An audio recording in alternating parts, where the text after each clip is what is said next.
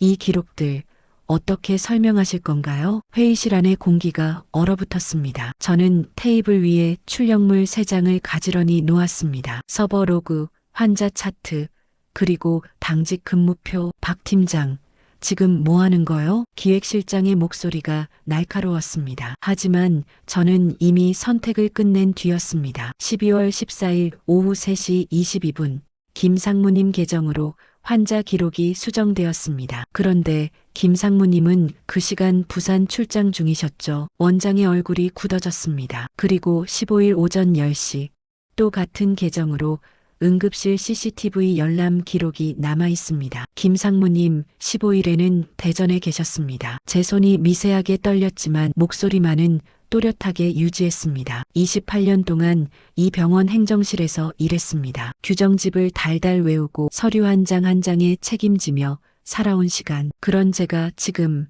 제 퇴직금과 연금을 걸고 이 자리에 서 있었습니다. 기록은 남습니다. 항상 남습니다. 이 한마디를 하기까지 일주일이 걸렸습니다. 오늘의 사연을 시작합니다. 시작하기 전에 구독과 좋아요 눌러주세요. 항상 건강과 기쁨이 가득하시길 바랍니다. 새벽 5시 반, 병원 행정동 3층은 고요했습니다. 복도 끝에서 들리는 건 제 발소리와 난방기 돌아가는 소리뿐이었습니다. 아직 해가 뜨기 전이라 창밖은 어두웠고 형광등 불빛만이 복도를 밝히고 있었습니다. 사무실 문을 열고 들어서자 익숙한 서류 냄새와 커피 향이 섞인 공기가 코끝을 스쳤습니다. 저는 가방을 책상 옆에 내려놓고 컴퓨터 전원을 켰습니다. 부팅 소리가 조용한 사무실에 유난히 크게 울렸습니다. 2024년 12월 18일 월요일, 퇴직까지 정확히 일주일 남은 날이었습니다. 오늘만 포함해서 출근 날짜가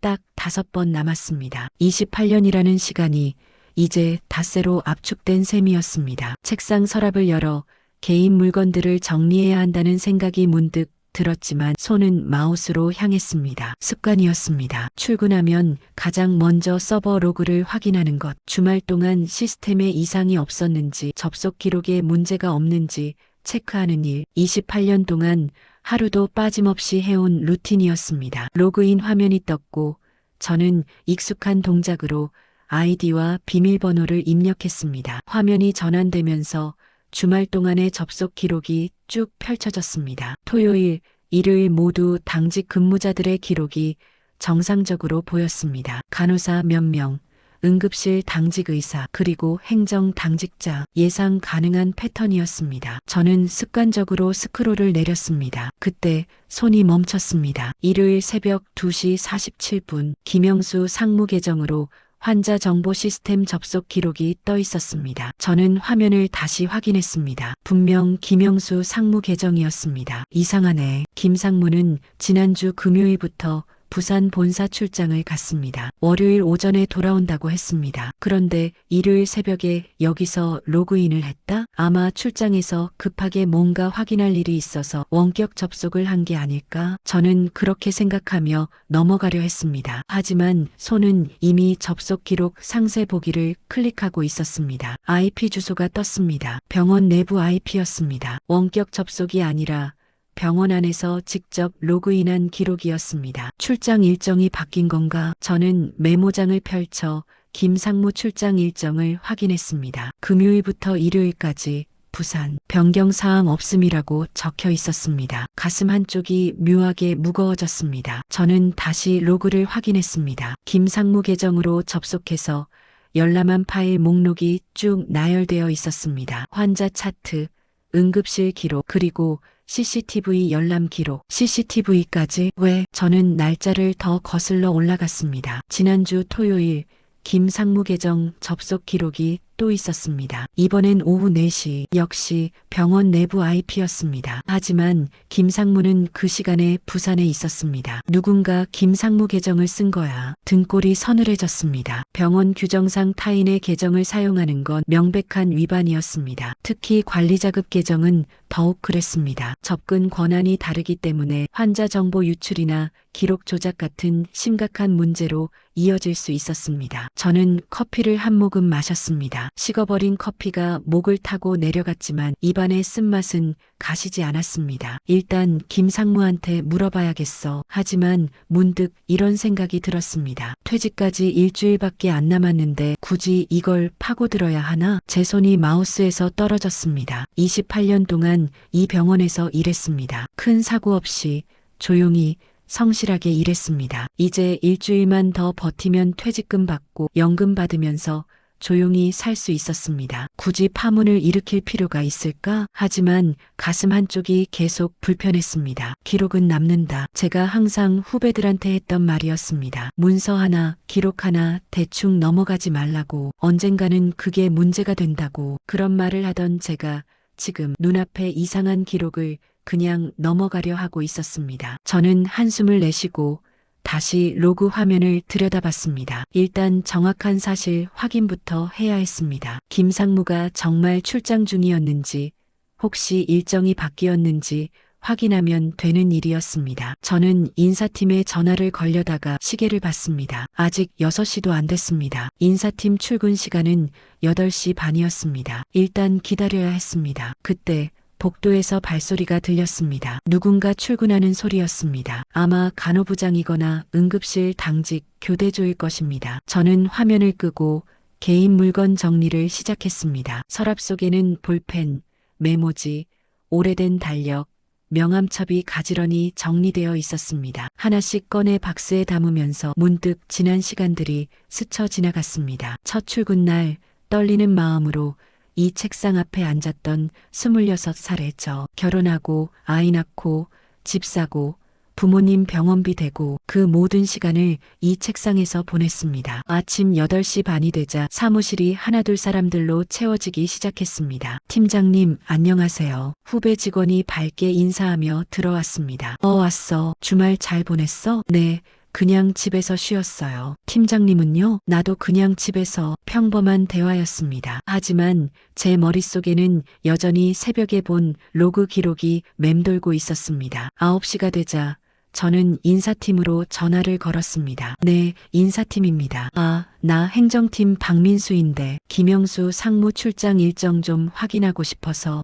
네, 잠깐만요. 키보드 소리가 들렸습니다. 금요일부터 일요일까지 부산 출장이시고요. 오늘 오전에 복귀 예정이세요. 혹시 중간에 일정 변경은 없었어? 없었는데요. 왜요? 아니, 그냥 확인차. 고마워. 전화를 끊고 나니 가슴이 더 답답해졌습니다. 출장 일정에 변경이 없었다는 건 누군가 김상무 계정을 무단으로 사용했다는 뜻이었습니다. 그것도 주말 새벽에. 왜? 저는 다시 로그를 열었습니다. 이번엔 김상무 계정으로 열람한 파일 목록을 하나하나 확인했습니다. 환자 이름이 눈에 들어왔습니다. 이순자, 76세, 지난주 금요일 저녁 응급실로 실려온 환자였습니다. 갑작스런 저혈압으로 쓰러졌다가 응급처치 후 회복해서 토요일 아침에 퇴원했다고 들었습니다. 별다른 문제는 없었던 것으로 기억했습니다. 그런데 왜 이 환자의 기록을 주말 내내 누군가 들여다본 걸까? 저는 이순자 씨의 차트를 열었습니다. 진료 기록, 검사 결과, 처방 내역이 쭉 나열되어 있었습니다. 특별히 이상한 점은 보이지 않았습니다. 하지만 뭔가 걸렸습니다. 차트 수정 이력을 확인해 봤습니다. 금요일 밤 9시 초기 기록 작성, 토요일 아침 8시 퇴원 기록 작성, 그리고 일요일 새벽 2시 47분 수정한 계정은 김영수 상무였습니다. 새벽 2시에 퇴원한 환자의 차트를 왜 수정한 걸까? 저는 수정 전후 비교 기능을 클릭했습니다. 화면에 두 개의 차트가 나란히 떴습니다. 좌측이 원본, 우측이 수정본이었습니다. 저는 천천히 두 화면을 비교했습니다. 대부분의 내용은 동일했습니다. 하지만 한 줄이 달라져 있었습니다. 원본 응급실 내원 당시 투약 이력 없음.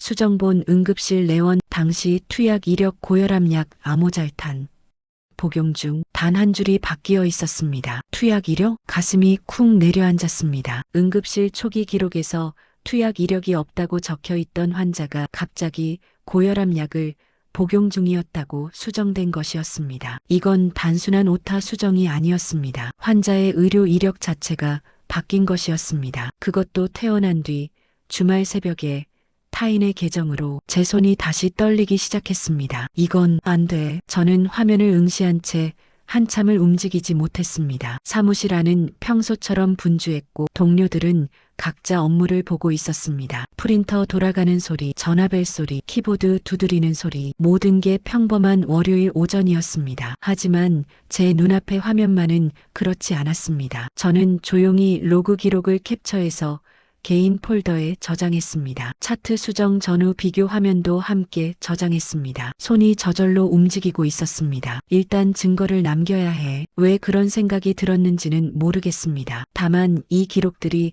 언젠가 사라질 수도 있다는 불안감이 밀려왔습니다. 10시쯤 김영수 상무가 출근했습니다. 복도 저편에서 그의 목소리가 들렸고 몇몇 직원들이 인사를 건넸습니다. 저는 자리에서 일어나 복도로 나갔습니다. 김 상무는 기획실로 들어가는 중이었습니다. 상무님, 제가 부르자 그가 돌아봤습니다. 아, 박 팀장, 무슨 일이야? 잠깐 여쭤볼 게 있는데요. 응, 뭔데? 복도 한쪽으로 자리를 옮겼습니다. 주변에 사람이 없는 걸 확인하고 저는 조심스럽게 물었습니다. 주말에 혹시 병원에 들르신 적 있으세요? 김 상무의 표정이 살짝 굳었습니다. 주말? 아니, 왜? 무슨 일 있었어? 아니요. 그냥 서버 로그에 상무님 계정 접속 기록이 있어서요. 내 계정? 그의 눈빛이 예리해졌습니다. 언제? 토요일 오후하고 일요일 새벽이요. 김 상무는 잠시 생각하더니 고개를 저었습니다. 나 부산 출장 갔었어. 일요일 밤에 올라왔고 내 계정 쓸 리가 없는데? 그럼 혹시 누구한테 계정 정보를 알려주신 적은? 그럴 리 없지. 그의 목소리가 단호했습니다. 왜? 뭔가 문제라도 있어? 저는 대답 대신 잠깐 망설였습니다. 여기서 말해야 하나? 김 상무는 병원 고위 간부였습니다. 제가 함부로 의심할 수 있는 위치가 아니었습니다. 하지만 동시에 그의 계정이 무단으로 사용된 건 분명한 사실이었습니다. 환자 차트 수정 기록이 있더라고요. 김 상무의 얼굴이 굳어졌습니다. 누구 차트? 이순자 씨요. 지난주 금요일 응급실 왔던 분. 그 이름을 듣는 순간 김 상무의 표정이 미묘하게 변했습니다. 당황한 것 같기도 하고 뭔가 알고 있는 것 같기도 한 표정이었습니다. 하지만 곧 평소에 침착한 얼굴로 돌아왔습니다. 그 환자 별일 없이 퇴원했다고 들었는데. 네, 그런데 차트가 주말에 수정됐어요. 상무님 계정으로요. 김 상무는 잠시 말이 없었습니다. 복도 끝에서 간호사 2명이 웃으며 지나갔고 엘리베이터 도착 소리가 들렸습니다. 박 팀장, 김 상무가 낮은 목소리로 말했습니다. 이거 다른 사람한테 얘기했어? 아니요, 아직은요. 그럼 일단 조용히 해줘. 내가 확인해 볼게. 하지만 상무님, 내 계정이 무단으로 쓰인 거면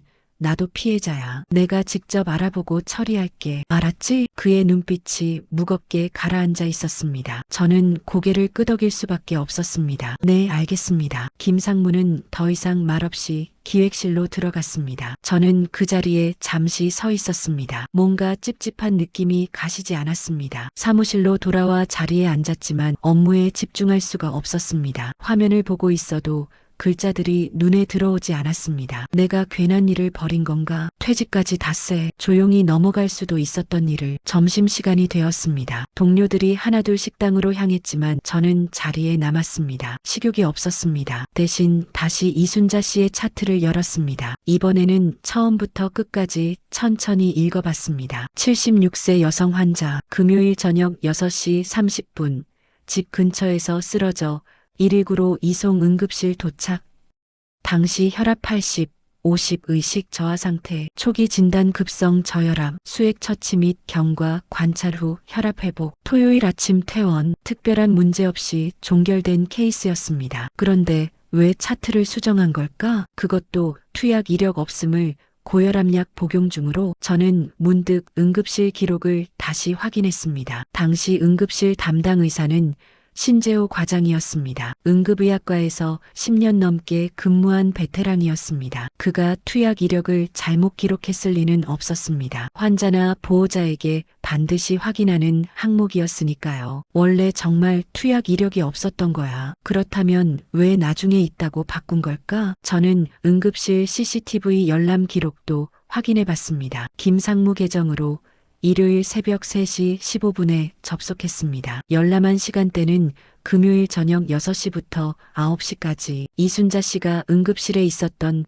바로 그 시간대였습니다. 가슴이 두근거렸습니다. 뭔가 있어. 분명히 뭔가 있어. 하지만 저는 CCTV에 직접 접근할 권한이 없었습니다. 행정팀장이지만 CCTV는 보안팀 소관이었습니다. 그리고 보안팀은 원장 직속이었습니다. 함부로 요청할 수 있는 게 아니었습니다. 오후 2시쯤 제 책상 전화가 울렸습니다. 네, 행정팀 박민수입니다. 박 팀장, 나 김영수야. 지금 시간 돼? 김상무였습니다. 네, 괜찮습니다. 기획실로 올라와 줄래? 전화가 끊겼습니다. 저는 자리에서 일어나 기획실로 향했습니다. 엘리베이터를 타고 4층으로 올라가는 동안 등에 땀이 배는 게 느껴졌습니다. 기획실 문을 열고 들어서자 김상무 혼자 자리에 앉아 있었습니다. 다른 직원들은 모두 자리를 비운 상태였습니다. 앉아. 김상무가 앞쪽 의자를 가리켰습니다. 저는 조심스럽게 자리에 앉았습니다. 김상무는 잠시 저를 바라보더니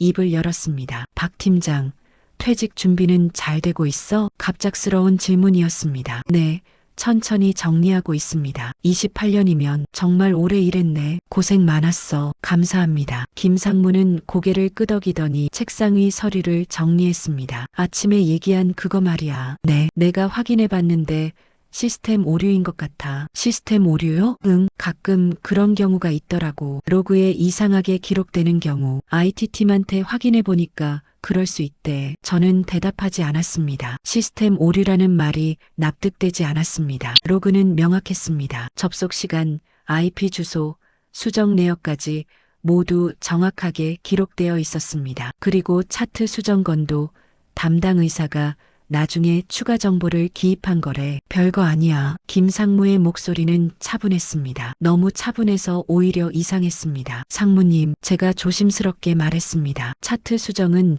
담당 의사 계정으로 해야 하는 거 아닙니까? 원칙은 그렇지. 하지만 긴급한 경우에는 관리자 권한으로 할 수도 있어. 긴급한 경우라는 게 환자가 이미 퇴원한 상태에서 추가 정보가 필요한 경우지. 보험 청구 문제 같은 거. 김상무는 부드럽게 웃었습니다. 박 팀장, 나도 알아. 자네가 규정 철저하게 지키는 거. 그래서 그동안 믿고 일 맡겼던 거고. 근데 이번 거는 정말 별거 아니야. 괜히 시간 낭비하지 말고 남은 며칠 편하게 보내. 그의 말투는 친절했습니다. 하지만 그 친절함 뒤에 뭔가 다른 게 느껴졌습니다. 조용히 하라는 거야. 저는 고개를 끄덕였습니다. 알겠습니다. 좋아. 그럼 이만. 김상무는 다시 서류를 보기 시작했습니다. 저는 자리에서 일어나 기획실을 나왔습니다. 복도를 걸어 엘리베이터로 향하는 동안 가슴이 답답했습니다. 시스템 오류, 말이 안 됐습니다. IP 주소까지 정확하게 기록된 로그가 오류일 리 없었습니다. 그리고 차트 수정도 마찬가지였습니다. 보험 청구 때문에 투약 이력을 바꾼다? 그건 더 말이 안 됐습니다. 투약 이력은 보험 청구와 직접적인 관련이 없었습니다. 엘리베이터 문이 열리고 저는 안으로 들어갔습니다. 문이 닫히면서 거울에 비친 제 얼굴이 보였습니다. 피곤해 보였습니다. 아니, 불안해 보였습니다. 3층에 내려 사무실로 돌아왔습니다. 동료들은 여전히 각자 일을 하고 있었습니다. 저는 자리에 앉아 모니터를 켰습니다. 화면에는 여전히 이순자 씨의 차트가 떠 있었습니다. 저는 차트를 닫고 퇴직 준비 서류를 열었습니다. 인수인계 목록, 정리해야 할 파일들, 반납할 물품 리스트, 해야 할 일들이 쭉 나열되어 있었습니다. 그냥 이대로 넘어가자. 머리로는 그렇게 생각했습니다. 하지만 손은 다시 로그 파일을 열고 있었습니다. 저는 김상무 계정 접속 기록을 더 과거로 거슬러 올라갔습니다. 한 달 전, 2달 전, 석 달 전, 천천히 스크롤을 내리면서 패턴을 찾기 시작했습니다. 그리고 발견했습니다. 지난 석 달 동안 총 5번 김상무가 출장이나 휴가 중일 때 그의 계정으로 병원 내부에서 접속한 기록이 있었습니다. 모두 주말이거나 야간이었습니다. 그리고 매번 환자 차트를 수정했습니다. 5명의 환자, 모두 응급실을 거쳐간 환자들이었습니다. 저는 숨이 막혔습니다. 이건 우연이 아니었습니다. 누군가 의도적으로 반복적으로 김상무 계정을 도용해서 환자 기록을 조작하고 있었습니다. 왜? 손이 떨렸습니다. 퇴직까지 나흘, 이제 정말 나흘밖에 안 남았습니다. 저는 화면을 끄고 책상 서랍을 열었습니다. 그 안에는 제가 아침에 캡처해둔 파일들이 USB에 저장되어 있었습니다. USB를 손에 쥐었습니다. 차갑고 작은 금속 조각. 하지만 그 안에 담긴 건 단순한 파일이 아니었습니다. 누군가의 의도적인 범죄 기록이었습니다. 기록은 남는다. 제가 평생 믿어온 원칙이었습니다. 그리고 지금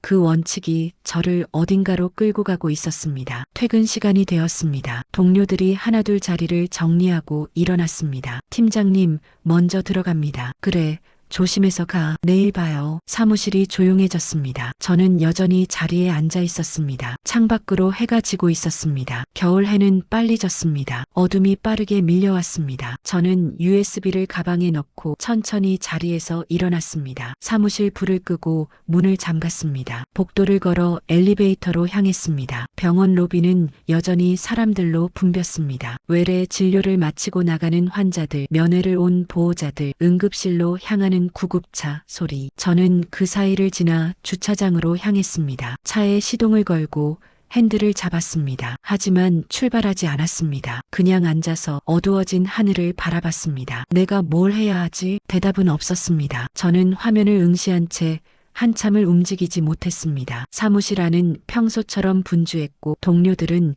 각자 업무를 보고 있었습니다. 프린터 돌아가는 소리, 전화벨 소리, 키보드 두드리는 소리, 모든 게 평범한 월요일 오전이었습니다. 하지만 제 눈앞의 화면만은 그렇지 않았습니다. 저는 조용히 로그 기록을 캡처해서 개인 폴더에 저장했습니다. 차트 수정 전후 비교 화면도 함께 저장했습니다. 손이 저절로 움직이고 있었습니다. 일단 증거를 남겨야 해. 왜 그런 생각이 들었는지는 모르겠습니다. 다만 이 기록들이 언젠가 사라질 수도 있다는 불안감이 밀려왔습니다. 10시쯤 김영수 상무가 출근했습니다. 복도 저편에서 그의 목소리가 들렸고 몇몇 직원들이 인사를 건넸습니다. 저는 자리에서 일어나 복도로 나갔습니다. 김 상무는 기획실로 들어가는 중이었습니다. 상무님, 제가 부르자 그가 돌아봤습니다. 아, 박 팀장, 무슨 일이야? 잠깐 여쭤볼 게 있는데요. 응, 뭔데? 복도 한쪽으로 자리를 옮겼습니다. 주변에 사람이 없는 걸 확인하고 저는 조심스럽게 물었습니다. 주말에 혹시 병원에 들르신 적 있으세요? 김 상무의 표정이 살짝 굳었습니다. 주말? 아니, 왜? 무슨 일 있었어? 아니요. 그냥 서버 로그에 상무님 계정 접속 기록이 있어서요. 내 계정? 그의 눈빛이 예리해졌습니다. 언제? 토요일 오후하고 일요일 새벽이요. 김 상무는 잠시 생각하더니 고개를 저었습니다. 나 부산 출장 갔었어. 일요일 밤에 올라왔고 내 계정 쓸 리가 없는데? 그럼 혹시 누구한테 계정 정보를 알려주신 적은? 그럴 리 없지. 그의 목소리가 단호했습니다. 왜? 뭔가 문제라도 있어? 저는 대답 대신 잠깐 망설였습니다. 여기서 말해야 하나? 김 상무는 병원 고위 간부였습니다. 제가 함부로 의심할 수 있는 위치가 아니었습니다. 하지만 동시에 그의 계정이 무단으로 사용된 건 분명한 사실이었습니다. 환자 차트 수정 기록이 있더라고요. 김 상무의 얼굴이 굳어졌습니다. 누구 차트? 이순자 씨요. 지난주 금요일 응급실 왔던 분. 그 이름을 듣는 순간 김 상무의 표정이 미묘하게 변했습니다. 당황한 것 같기도 하고 뭔가 알고 있는 것 같기도 한 표정이었습니다. 하지만 곧 평소에 침착한 얼굴로 돌아왔습니다. 그 환자 별일 없이 퇴원했다고 들었는데. 네, 그런데 차트가 주말에 수정됐어요. 상무님 계정으로요. 김 상무는 잠시 말이 없었습니다. 복도 끝에서 간호사 2명이 웃으며 지나갔고 엘리베이터 도착 소리가 들렸습니다. 박 팀장, 김 상무가 낮은 목소리로 말했습니다. 이거 다른 사람한테 얘기했어? 아니요, 아직은요. 그럼 일단 조용히 해줘. 내가 확인해 볼게. 하지만 상무님, 내 계정이 무단으로 쓰인 거면 나도 피해자야. 내가 직접 알아보고 처리할게. 알았지? 그의 눈빛이 무겁게 가라앉아 있었습니다. 저는 고개를 끄덕일 수밖에 없었습니다. 네, 알겠습니다. 김 상무는 더 이상 말없이 기획실로 들어갔습니다. 저는 그 자리에 잠시 서 있었습니다. 뭔가 찝찝한 느낌이 가시지 않았습니다. 사무실로 돌아와 자리에 앉았지만 업무에 집중할 수가 없었습니다. 화면을 보고 있어도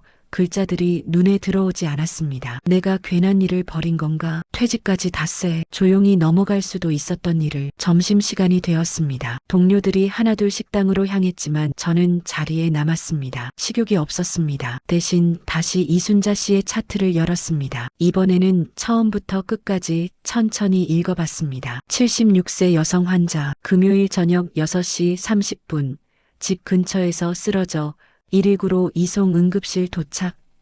당시 혈압 80, 50 의식 저하 상태, 초기 진단 급성 저혈압, 수액 처치 및 경과 관찰 후 혈압 회복, 토요일 아침 퇴원, 특별한 문제 없이 종결된 케이스였습니다. 그런데 왜 차트를 수정한 걸까? 그것도 투약 이력 없음을 고혈압약 복용 중으로. 저는 문득 응급실 기록을 다시 확인했습니다. 당시 응급실 담당 의사는 신재호 과장이었습니다. 응급의학과에서 10년 넘게 근무한 베테랑이었습니다. 그가 투약 이력을 잘못 기록했을 리는 없었습니다. 환자나 보호자에게 반드시 확인하는 항목이었으니까요. 원래 정말 투약 이력이 없었던 거야. 그렇다면 왜 나중에 있다고 바꾼 걸까? 저는 응급실 CCTV 열람 기록도 확인해 봤습니다. 김상무 계정으로 일요일 새벽 3시 15분에 접속했습니다. 열람한 시간대는 금요일 저녁 6시부터 9시까지. 이순자 씨가 응급실에 있었던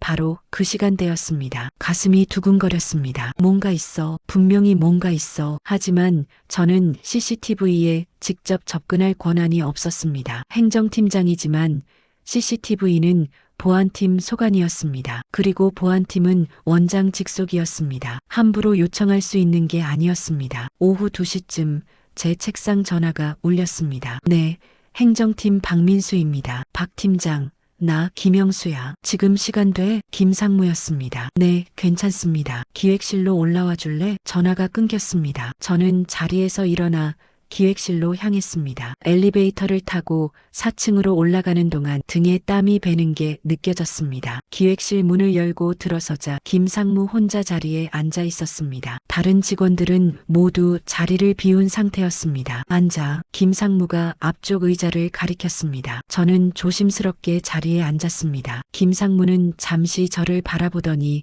입을 열었습니다. 박 팀장, 퇴직 준비는 잘 되고 있어? 갑작스러운 질문이었습니다. 네, 천천히 정리하고 있습니다. 28년이면 정말 오래 일했네. 고생 많았어. 감사합니다. 김상무는 고개를 끄덕이더니 책상 위 서류를 정리했습니다. 아침에 얘기한 그거 말이야. 네, 내가 확인해 봤는데 시스템 오류인 것 같아. 시스템 오류요? 응, 가끔 그런 경우가 있더라고. 로그에 이상하게 기록되는 경우. IT팀한테 확인해 보니까 그럴 수 있대. 저는 대답하지 않았습니다. 시스템 오류라는 말이 납득되지 않았습니다. 로그는 명확했습니다. 접속 시간, IP 주소, 수정 내역까지 모두 정확하게 기록되어 있었습니다. 그리고 차트 수정건도 담당 의사가 나중에 추가 정보를 기입한 거래. 별거 아니야. 김상무의 목소리는 차분했습니다. 너무 차분해서 오히려 이상했습니다. 상무님, 제가 조심스럽게 말했습니다. 차트 수정은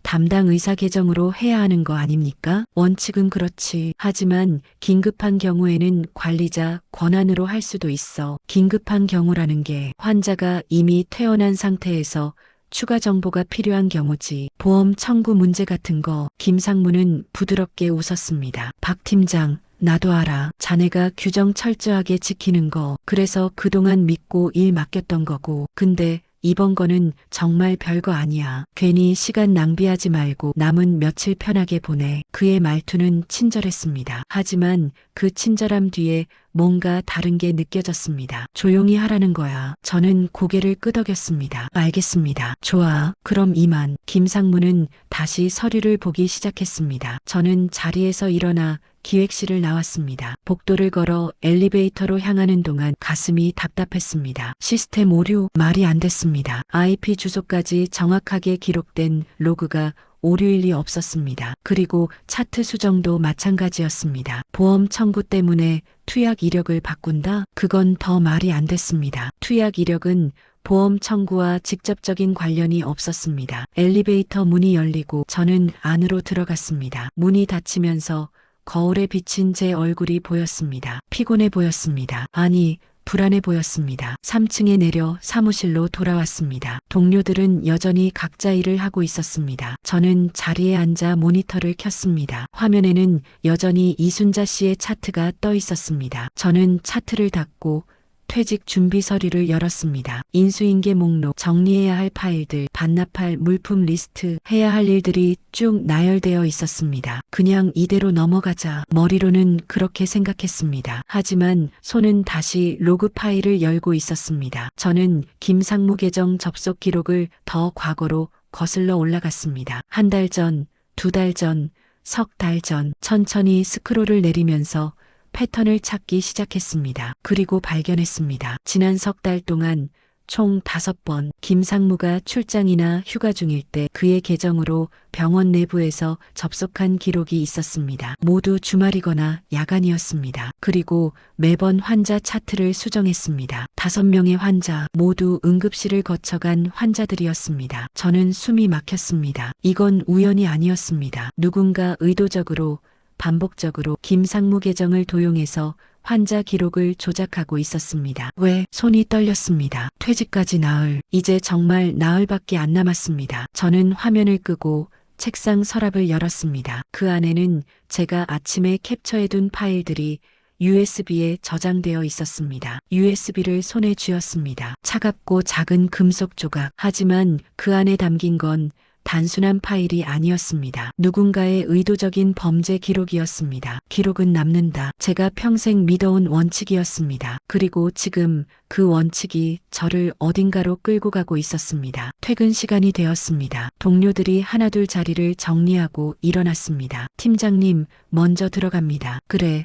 조심해서 가. 내일 봐요. 사무실이 조용해졌습니다. 저는 여전히 자리에 앉아 있었습니다. 창밖으로 해가 지고 있었습니다. 겨울 해는 빨리 졌습니다. 어둠이 빠르게 밀려왔습니다. 저는 USB를 가방에 넣고 천천히 자리에서 일어났습니다. 사무실 불을 끄고 문을 잠갔습니다. 복도를 걸어 엘리베이터로 향했습니다. 병원 로비는 여전히 사람들로 붐볐습니다. 외래 진료를 마치고 나가는 환자들, 면회를 온 보호자들, 응급실로 향하는 구급차 소리. 저는 그 사이를 지나 주차장으로 향했습니다. 차에 시동을 걸고 핸들을 잡았습니다. 하지만 출발하지 않았습니다. 그냥 앉아서 어두워진 하늘을 바라봤습니다. 내가 뭘 해야 하지? 대답은 없었습니다. 집으로 가는 길은 평소보다 더 멀게 느껴졌습니다. 신호등이 바뀔 때마다 차는 멈췄고 저는 그 틈에 생각에 잠겼습니다. 5명의 환자, 석 달 동안 반복된 기록 조작, 그리고 김영수 상무의 차갑게 가라앉았던 눈빛. 핸들을 잡은 손에서 땀이 났습니다. 집 앞 주차장에 차를 세웠습니다. 엔진 소리가 멈추고 주변이 고요해졌습니다. 아파트 단지는 평온했고 저녁 준비를 시작하는 집들에서 환풍기 소리가 들렸습니다. 저는 한참을 차 안에 앉아 있었습니다. 현관문을 열고 들어가면 모든 게 시작될 것이었습니다. 아니, 이미 시작되었습니다. USB를 저장한 순간부터, 김상무와 대화를 나눈 순간부터, 5명의 환자 기록을 확인한 순간부터 저는 천천히 차에서 내렸습니다. 밤 공기가 차가웠습니다. 하지만 제 가슴속은 더 차가웠습니다. 저는 현관으로 걸어갔습니다. 비밀번호를 누르기 전 잠시 멈춰섰습니다. 지금이라도 돌아갈 수 있어. USB를 버리면 됩니다. 아무 일도 없었던 것처럼. 하지만 제 손은 이미 비밀번호를 누르고 있었습니다. 문이 열렸습니다. 안에서 아내의 목소리가 들렸습니다. 왔어요? 저는 한 발 앞으로 내디뎠습니다. 그리고 그 순간 저는 알았습니다. 돌아갈 수 없다는 것을, 이미 선택은 끝났다는 것을. 새벽에 로그를 확인한 순간부터 이미 모든 것은 시작되었습니다. 현관문이 뒤에서 닫혔습니다. 따뜻한 집 안 공기와 저녁 냄새가 코끝을 스쳤습니다. 평범한 저녁이었습니다. 하지만 내일은 평범하지 않을 것입니다. 수요일 아침이 밝았습니다. 퇴직까지 사흘. 저는 평소보다 일찍 출근했습니다. 새벽 공기는 차가웠고 병원으로 향하는 길은 고요했습니다. 주차장에 차를 세우고 가방에서 USB를 꺼냈습니다. 작은 금속 조각을 손바닥 위에 올려놓고 한참을 바라봤습니다. 마지막 기회야. 지금 버리면 아무도 모릅니다. 조용히 퇴직하고 퇴직금 받고 평범한 노후를 보낼 수 있습니다. 하지만 저는 USB를 다시 가방에 넣었습니다. 그리고 차에서 내렸습니다. 병원 건물로 걸어가는 동안 발걸음이 무거웠습니다. 하지만 멈추지는 않았습니다. 엘리베이터를 타고 3층으로 올라갔습니다. 사무실 문을 열었습니다. 아직 아무도 출근하지 않은 조용한 공간이었습니다. 저는 자리에 앉아 컴퓨터를 켰습니다. 그리고 다시 한번 모든 기록을 확인하기 시작했습니다. 5명의 환자, 이순자, 박경수,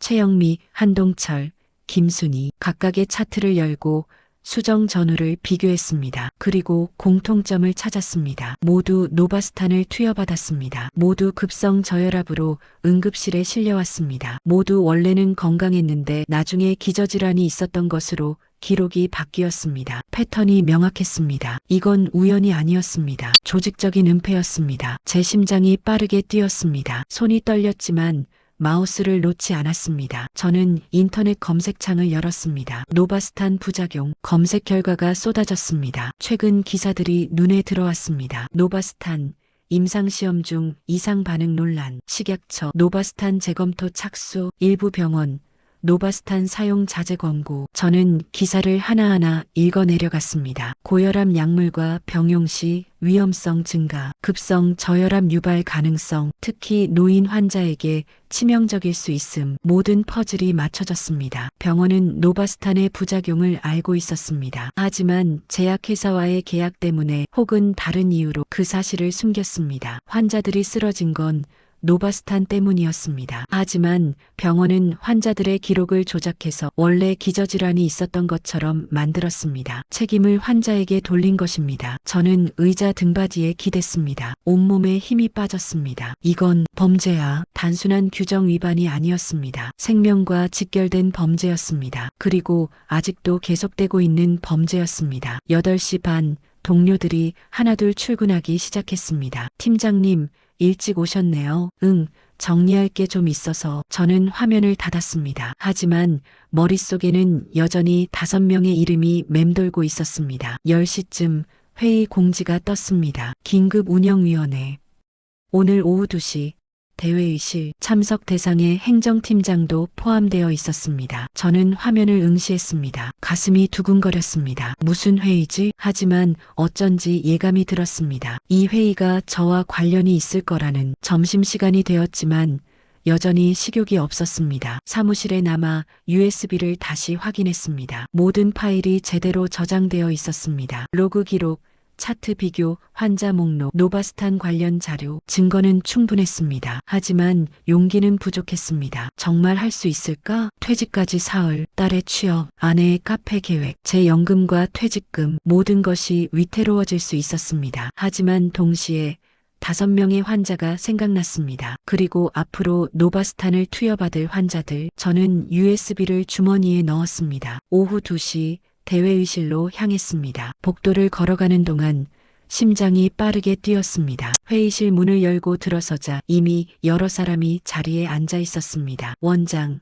부원장, 기획실장, 의무부장, 그리고 김영수 상무. 무거운 분위기였습니다. 저는 행정팀장 자리에 조용히 앉았습니다. 원장이 입을 열었습니다. 바쁘신데 모여주셔서 감사합니다. 오늘은 중요한 안건이 있어서 긴급히 회의를 소집했습니다. 원장의 시선이 잠시 저를 스쳤습니다. 최근 우리 병원 응급실 운영과 관련해서 몇 가지 점검할 사항이 있습니다. 기획실장이 자료를 나눠줬습니다. 저는 자료를 받아들었습니다. 첫 페이지에 제목이 적혀 있었습니다. 응급실 의료기록 관리 현황 및 개선 방안. 손이 떨렸습니다. 원장이 계속 말했습니다. 최근 응급실 환자 기록 관리에 일부 미흡한 점이 발견되었습니다. 초기 기록 작성 시 환자 정보가 불완전하게 입력되는 경우가 있었고 이를 나중에 보완하는 과정에서 절차상 문제가 있었습니다. 제 가슴이 쿵쿵 울렸습니다. 따라서 앞으로는 초기 기록 작성 시 더욱 철저히 하고 사후 수정은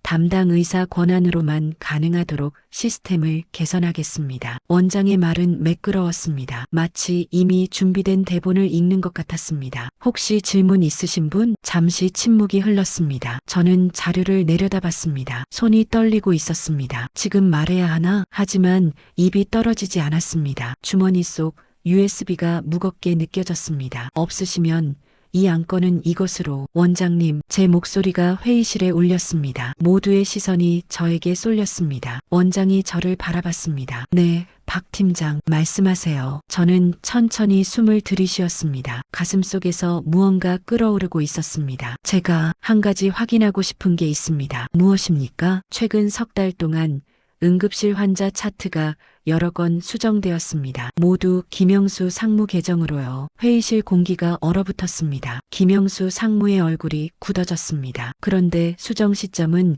모두 김 상무님이 출장이나 휴가 중일 때였습니다. 원장의 표정이 차갑게 가라앉았습니다. 박 팀장, 지금 무슨 말을 하시는 겁니까? 누군가 김 상무님 계정을 무단으로 사용해서 환자 기록을 조작한 것입니다. 조작이라니 그건 너무 심한 표현 아닙니까? 기획실장이 끼어들었습니다. 저는 주머니에서 USB를 꺼냈습니다. 증거가 있습니다. 서버 로그, 차트 수정 전후 비교, 그리고 해당 환자들의 공통점까지. 테이블 위에 USB를 올려놓았습니다. 작은 금속 조각이 테이블에 닿는 소리가 유난히 크게 들렸습니다. 원장이 저를 똑바로 바라봤습니다. 그의 눈빛은 차가웠습니다. 박 팀장, 퇴직을 며칠 앞두고 무슨 짓을 하시는 겁니까? 제 의무를 다하는 것입니다. 의무? 원장이 냉소를 띄었습니다. 28년 동안 이 병원에서 일하셨습니다. 그동안 병원이 박 팀장한테 얼마나 잘해줬습니까? 그런데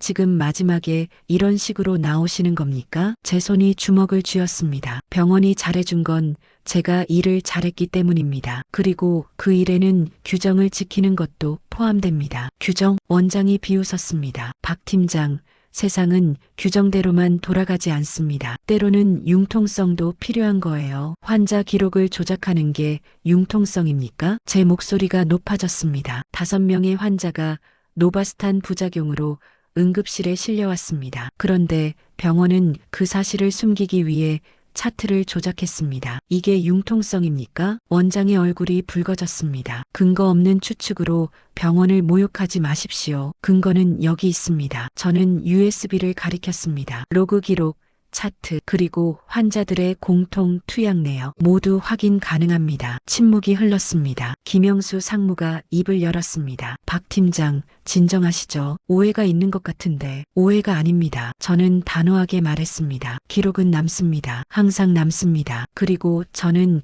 그 기록을 지키는 사람입니다. 원장이 자리에서 일어났습니다. 회의는 여기까지 하겠습니다. 박 팀장, 제 방으로 오십시오. 저는 고개를 끄덕였습니다. USB를 다시 집어들고 자리에서 일어났습니다. 회의실을 나서며 다른 사람들의 시선이 느껴졌습니다. 놀람, 당혹, 분노, 연민, 여러 감정이 뒤섞인 시선들이었습니다. 하지만 저는 앞만 보고 걸었습니다. 복도를 지나 원장실로 향했습니다. 발걸음 하나하나가 무거웠습니다. 하지만 멈추지 않았습니다. 원장실 문 앞에 섰습니다. 문고리를 잡았습니다. 차가운 금속이 손바닥에 닿았습니다. 저는 잠시 눈을 감았습니다. 돌이킬 수 없어. 이 문을 열고 들어가면 모든 것이 바뀔 것입니다. 하지만 저는 이미 선택했습니다. 새벽에 로그를 확인한 순간부터, 5명의 환자를 알게 된 순간부터, 회의실에서 USB를 꺼낸 순간부터 저는 문을 열었습니다. 원장실 문이 닫혔습니다. 두꺼운 문이 딸깍 소리를 내며 잠기는 순간 저는 뒤로 물러날 수 없다는 걸 알았습니다. 원장은 책상 뒤 의자에 앉았고 저는 맞은편에 서 있었습니다. 앉으라는 말이 없었습니다. 창밖으로 겨울 오후에 낮은 햇살이 들어왔지만 방 안은 차갑게 느껴졌습니다. 원장은 한참을 말없이 저를 바라봤습니다. 그러다 천천히 입을 열었습니다. 박 팀장, 지금 본인이 무슨 짓을 하고 있는지 알고 계십니까? 네, 정말로? 원장의 목소리에 힘이 실렸습니다. 당신은 지금 병원 전체를 적으로 돌리고 있습니다. 28년 쌓아온 모든 것을 스스로 무너뜨리고 있어요. 저는 대답하지 않았습니다. 원장이 책상 서랍을 열었습니다. 서류 몇 장을 꺼내 제 앞으로 밀었습니다. 퇴직금 산정 내역서입니다. 확인해 보세요. 저는 서류를 내려다봤습니다. 숫자들이 빽빽하게 적혀 있었습니다. 기본급, 근속수당, 퇴직 위로금, 총액은 제가 예상했던 것보다 조금 더 많았습니다. 병원이 박 팀장한테 얼마나 잘해줬는지 아십니까? 법정 퇴직금보다 30%를 더 드립니다. 28년 공로를 인정해서요. 원장이 손가락으로 서류를 톡톡 두드렸습니다. 하지만 이건 박 팀장이 병원에 충성했을 때 얘기입니다. 만약 병원을 배신한다면 저는 고개를 들어 원장을 바라봤습니다. 배신이 아닙니다. 진실을 말하는 것입니다. 진실? 원장이 냉소했습니다. 박 팀장, 당신이 아는 게 뭡니까? 몇 개 로그 기록 보고 차트 몇 개 확인했다고 전체를 안다고 생각하십니까? 충분히 압니다. 아니요, 모릅니다. 원장이 자리에서 일어났습니다. 창가로 걸어가 밖을 내다봤습니다. 이 병원이 얼마나 많은 사람을 살립니까? 하루에 1000명이 넘는 환자가 다녀갑니다. 응급실만 해도 하루 100명입니다. 우리가 없으면 이 사람들은 어디로 갑니까? 그래서 환자 기록을 조작해도 된다는 겁니까? 조작이 아닙니다. 원장의 목소리가 높아졌습니다. 불완전한 기록을 보완한 것입니다. 초기 기록이 부실했던 걸 나중에 정확하게 고친 거예요. 거짓말입니다. 제 목소리도 높아졌습니다. 환자들은 원래 건강했습니다. 투약 이력도 없었고 기저질환도 없었습니다. 그런데 노바스탄 투여 후 쓰러졌어요. 병원은 그 사실을 숨기기 위해 차트를 고쳤습니다. 원장이 저를 돌아봤습니다. 그의 눈빛이 차갑게 가라앉아 있었습니다. 증명할 수 있습니까? 로그 기록이 있습니다. 차트 수정 전후 비교도 있습니다. 그게 증거가 됩니까? 시스템 오류일 수도 있고 담당 의사가 나중에 추가 정보를 얻어서 보완했을 수도 있어요. 법적으로 증명할 수 있습니까? 저는 입을 다물었습니다. 원장이 다시 책상으로 돌아와 앉았습니다. 박 팀장, 현실을 보십시오. 당신이 가진 건 정황 증거뿐입니다. 법정에서 통하지 않아요. 오히려 당신만 명예훼손으로 고소당할 겁니다. 그래도 시도는 해야 합니다. 왜요? 원장이 물었습니다. 왜 굳이 그래야 합니까? 퇴직까지 사흘밖에 안 남았어요. 조용히 넘어가면 아무 문제 없이 퇴직금 받고 연금 받고 편하게 살 수 있습니다. 왜 굳이 돌을 들어 올리려고 합니까? 저는 한참을 말없이 서 있었습니다. 가슴속에서 무언가 뜨겁게 타오르고 있었습니다. 제가 평생 믿어온 게 있습니다. 제 목소리는 떨렸지만 분명했습니다. 기록은 남는다. 언젠가는 드러난다. 그래서 규정을 지켜야 한다. 그게 제가 후배들한테 가르친 것이고 제가 28년 동안 지켜온 원칙입니다. 원칙? 원장이 비웃었습니다. 원칙으로 밥 먹고 삽니까? 가족 먹여 살립니까? 원칙이 없으면 사람이 아닙니다. 제 목소리가 확고해졌습니다. 저는 그냥 넘어갈 수 없습니다. 제가 침묵하면 그건 방조입니다. 공범입니다. 원장의 얼굴이 굳어졌습니다. 그렇게 나오시겠다는 겁니까? 선택의 여지가 없습니다. 좋습니다. 원장이 서랍에서 또 다른 서류를 꺼냈습니다. 그럼 이것도 확인하시죠. 서류를 제 앞으로 밀었습니다. 저는 서류를 집어들었습니다. 비밀유지서약서 NDA라고 적혀 있었습니다.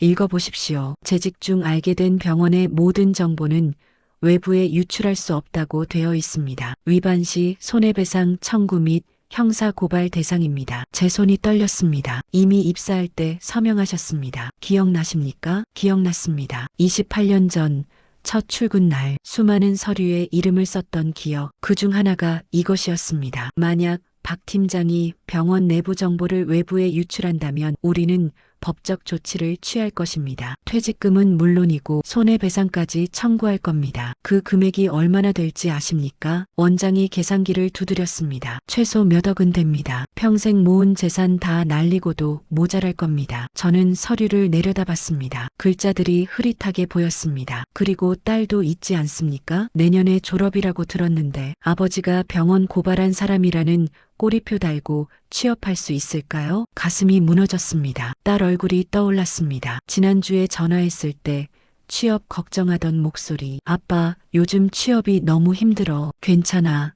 천천히 찾아봐. 근데 아빠 퇴직하면 우리 괜찮을까? 걱정 마. 퇴직금도 있고 연금도 나와. 아빠가 다 준비해뒀어. 제가 했던 말들이 귓가에 맴돌았습니다. 원장이 다시 입을 열었습니다. 박 팀장, 마지막으로 한 번 더 묻겠습니다. 정말 이렇게 가시겠습니까? 저는 서류를 테이블 위에 내려놓았습니다. 손이 떨렸지만 눈빛만은 흔들리지 않았습니다. 원장님도 마지막으로 한 번 묻겠습니다. 환자들은 괜찮습니까? 무슨 말입니까? 이순자 씨, 박경수 씨, 최영미 씨, 한동철 씨, 김순희 씨, 이 5분은 지금 어떻게 지내십니까? 혹시 또 쓰러진 건 아닙니까? 노바스탄 부작용으로 원장의 얼굴이 굳어졌습니다. 그건 대답 못 하시는 거군요. 저는 천천히 숨을 내쉬었습니다. 저는 그분들이 걱정됩니다. 그리고 앞으로 또 노바스탄을 투여받을 환자들이 걱정됩니다. 그래서 멈출 수 없습니다. 박민수 원장이 책상을 쳤습니다. 정신 차리십시오. 당신 혼자 뭘 할 수 있다고 생각합니까? 병원 전체가 적입니다. 제약회사도 적입니다. 당신은 아무것도 못합니다. 해봐야 합니다. 저는 조용히 말했습니다. 적어도 시도는 해야 합니다. 그게 제가 할 수 있는 최소한입니다. 원장이 의자에 깊이 기댔습니다. 한참을 저를 바라보더니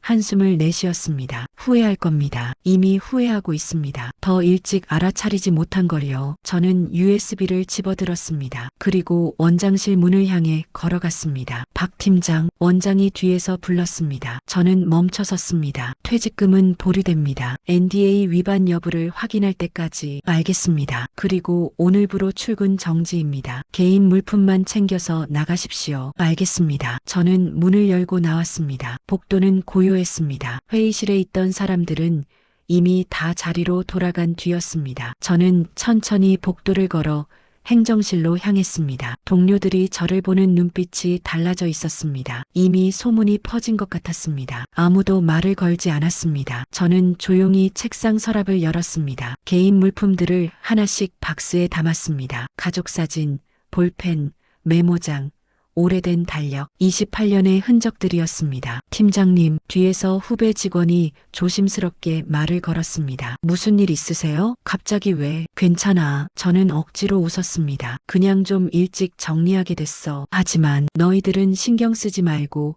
일 잘해. 알았지? 후배는 더 이상 묻지 않았습니다. 다만 안타까운 눈으로 저를 바라볼 뿐이었습니다. 박스를 들고 사무실을 나왔습니다. 복도를 지나며 지난 시간들이 스쳐 지나갔습니다. 첫 출근 날 떨리는 마음으로 이 복도를 걸었던 26살의 저. 승진 발표를 듣고 기뻐하며 뛰어갔던 날. 딸이 태어났다고 동료들한테 자랑하던 날. 모든 것이 이 복도에 남아 있었습니다. 엘리베이터를 타고 1층으로 내려왔습니다. 로비는 여전히 사람들로 붐볐습니다. 외래 환자들, 보호자들, 의료진들 모두 각자의 삶을 살고 있었습니다. 저는 그 사이를 지나 주차장으로 향했습니다. 차에 박스를 실었습니다. 시동을 걸려다 멈췄습니다. 손이 떨리고 있었습니다. 핸들을 잡은 손에서 힘이 빠졌습니다. 내가 제대로 한 건가? 불안과 후회가 밀려왔습니다. 하지만 동시에 가슴 한쪽이 조금 가벼워진 느낌도 들었습니다. 적어도 외면하지는 않았습니다. 적어도 침묵하지는 않았습니다. 저는 가방에서 휴대폰을 꺼냈습니다. 인터넷에서 보건복지부 신고센터 번호를 검색했습니다. 화면에 번호가 떴습니다. 손가락이 화면 위에서 떨렸습니다. 지금 전화하면 정말 돌아갈 수 없어. 하지만 저는 이미 선택한 뒤였습니다. 원장실을 나서는 순간 이미 돌아갈 수 없었습니다. 통화 버튼을 눌렀습니다. 신호음이 울렸습니다. 한 번, 두 번, 세 번. 네. 보건복지부 신고센터입니다. 목소리가 들렸습니다. 저는 천천히 숨을 들이쉬었습니다. 신고하고 싶은 게 있습니다. 네, 말씀하세요. 병원에서 환자 기록을 조작했습니다. 약물 부작용을 숨기기 위해서요. 어느 병원입니까? 서현대학병원입니다. 저는 그 병원 행정팀장이었습니다. 전화를 끊고 나니 온몸에 힘이 빠졌습니다. 핸들에 이마를 기댔습니다. 한참을 그렇게 있었습니다. 겨울 오후의 햇살이 차창을 통해 들어왔습니다. 따뜻하지는 않았지만 그래도 밝았습니다. 저는 천천히 고개를 들었습니다. 시동을 걸었습니다. 집으로 가야 했습니다. 아내한테 말해야 했습니다. 딸한테도 말해야 했습니다. 쉽지 않을 것입니다. 이해받지 못할 수도 있습니다. 하지만 말해야 했습니다. 차는 천천히 주차장을 빠져나갔습니다. 뒤로 병원 건물이 멀어졌습니다. 28년을 보낸 곳, 이제 다시는 돌아가지 않을 곳. 신호등 앞에서 차가 멈췄습니다. 저는 백미러로 병원을 바라봤습니다. 높은 건물이 겨울 하늘 아래 서 있었습니다. 신호가 바뀌었습니다. 저는 다시 앞을 보고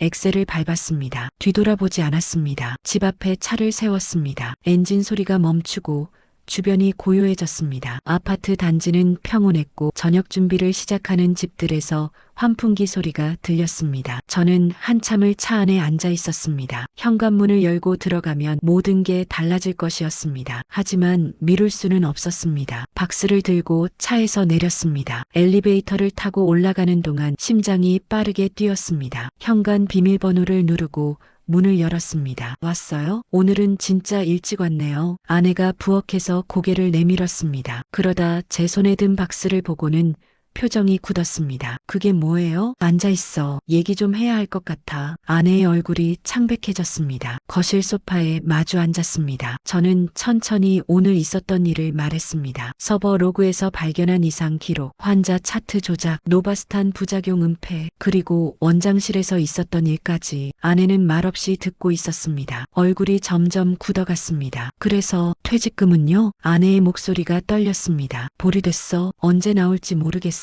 연금은요? 그건 나올 거야. 하지만 저는 말을 잇지 못했습니다. 아내가 고개를 떨궜습니다. 한참을 아무 말이 없었습니다. 왜 그랬어요? 작은 목소리였습니다. 왜 굳이 그렇게까지 했어야 했어요? 사흘만 참으면 됐잖아요. 조용히 넘어가면 됐잖아요. 미안해. 미안하다고 다 해요? 그동안 우리가 뭘 준비했는데 카페 계획도 다 세워놨고 딸 결혼 자금도 생각해뒀고. 아내의 목소리가 높아졌습니다. 당신 혼자만의 인생이 아니잖아요.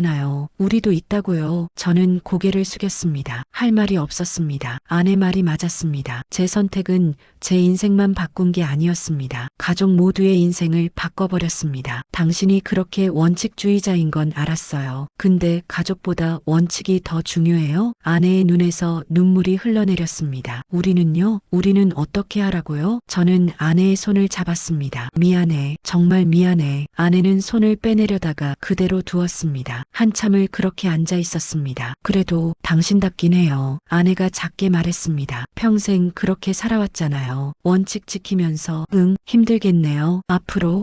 그래도 함께 버텨봐요. 어떻게든. 아내가 제 손을 꽉 쥐었습니다. 따뜻했습니다. 그날 밤 딸한테 전화했습니다. 서울에서 혼자 자취하며 취업 준비를 하고 있었습니다. 딸, 나 아빠야. 응, 아빠. 무슨 일이야? 얘기 좀 해야 할 것 같아서. 저는 조심스럽게 상황을 설명했습니다. 딸은 한참을 말이 없었습니다. 아빠, 괜찮아? 응, 괜찮아. 힘들었겠다. 혼자 그런 결정하느라. 딸의 목소리가 따뜻했습니다. 미안해. 취업 준비 중인데 걱정 끼쳐서. 아빠가 왜 미안해. 아빠가 잘한 거지. 그래도 아빠, 나 아빠 딸인 거 자랑스러워. 진짜로. 눈시울이 뜨거워졌습니다. 고마워. 우리 잘 될 거야. 어떻게든. 아빠 힘내. 전화를 끊고 나니 가슴 한쪽이 따뜻해졌습니다. 다음 날부터 기다림의 시간이 시작되었습니다. 보건복지부에서 연락이 왔습니다. 조사관이 병원을 방문할 예정이라고 했습니다. 제출한 자료를 검토 중이며 추가 진술이 필요할 수 있다고 했습니다. 그 사이 병원에서도 연락이 왔습니다. 법무팀에서 보낸 내용 증명이었습니다. NDA 위반 혐의로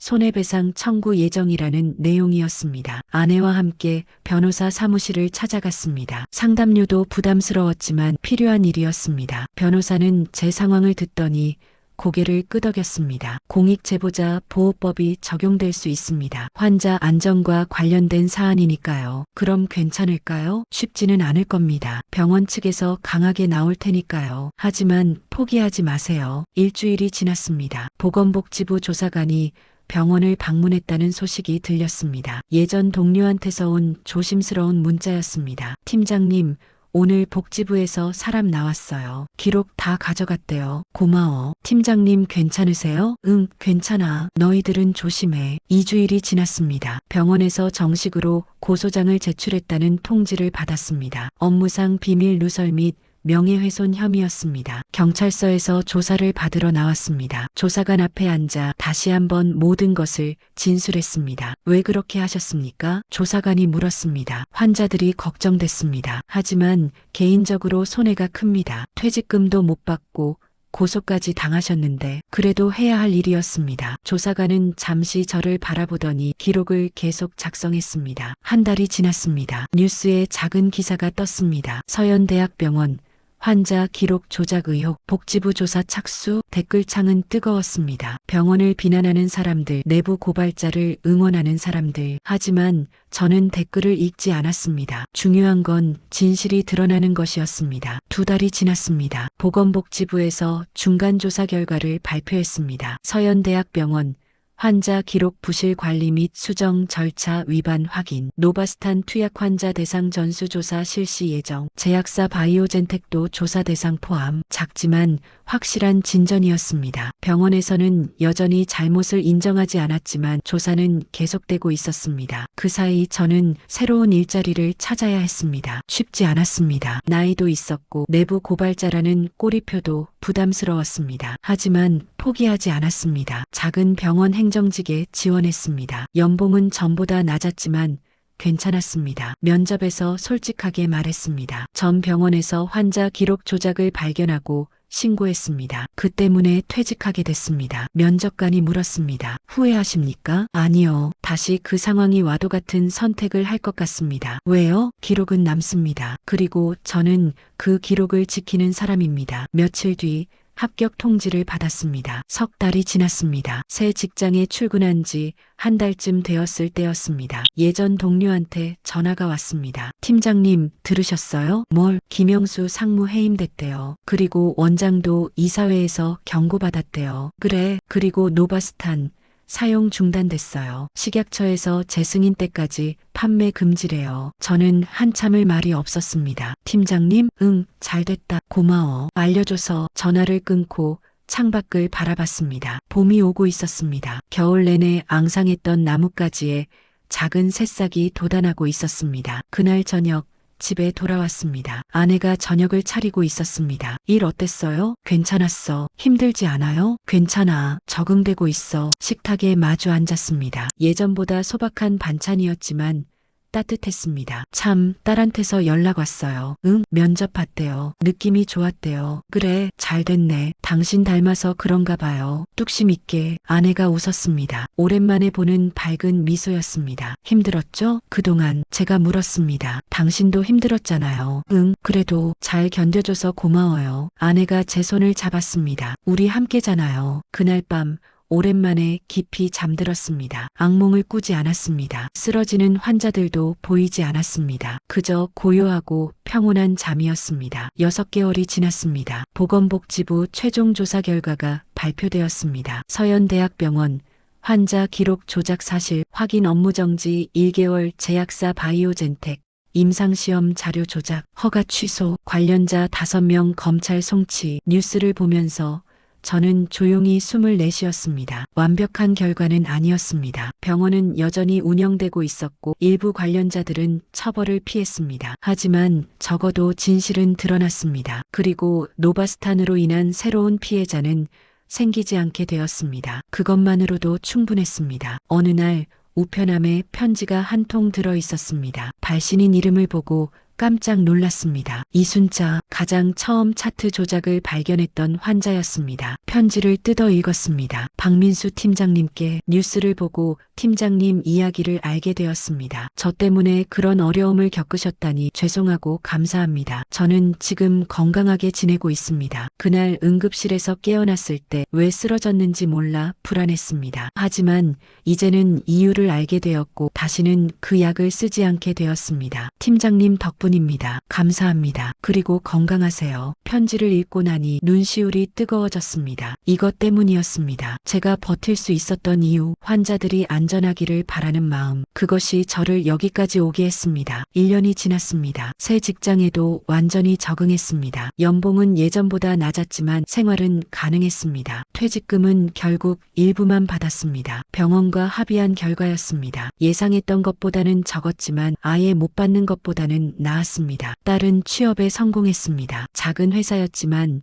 좋은 사람들과 일한다며 행복해했습니다. 아빠, 나도 아빠처럼 살고 싶어. 떳떳하게. 딸의 말에 저는 아무 대답도 할 수 없었습니다. 다만 꽉 안아줄 뿐이었습니다. 아내의 카페 계획은 미뤄졌습니다. 하지만 포기한 건 아니었습니다. 천천히 다시 모아봐요. 언젠가는 할 수 있을 거예요. 아내는 여전히 희망을 잃지 않았습니다. 어느 봄날 오후였습니다. 새 직장 사무실 창가에 앉아 서류를 정리하고 있었습니다. 따뜻한 햇살이 들어왔고 창밖에는 벚꽃이 흩날리고 있었습니다. 후배 직원이 물었습니다. 팀장님, 후회 안 하세요? 뭘, 그때 일요 신고하신 거. 저는 잠시 생각했습니다. 후회하는가? 쉽지 않은 시간이었습니다. 경제적으로도 정신적으로도. 하지만 아니, 저는 고개를 저었습니다. 후회하지 않아. 다시 그 상황이 와도 같은 선택을 할 것 같아. 왜요? 기록은 남거든. 그리고 난 그 기록을 지키는 사람이야. 후배가 빙그레 웃었습니다. 멋있으세요. 멋있긴 그냥 해야 할 일 했을 뿐이야. 그날 밤 잠들기 전에 창밖을 바라봤습니다. 별이 총총히 떠 있었습니다. 평온한 밤이었습니다. 더 이상 악몽을 꾸지 않았습니다. 더 이상 불안하지 않았습니다. 퇴직금도 적게 받았고 연봉도 깎였고 앞으로도 쉽지 않을 것입니다. 하지만 적어도 한 가지는 확실했습니다. 저는 지금 편안하게 잠들 수 있습니다. 그리고 그것만으로도 충분했습니다. 들어주셔서 감사합니다. 재미있게 들으셨다면 댓글 하나만 남겨주세요. 늘 행복하시고 건강하세요. 구독과 좋아요, 알림 설정으로 다음 이야기도 함께 해주세요.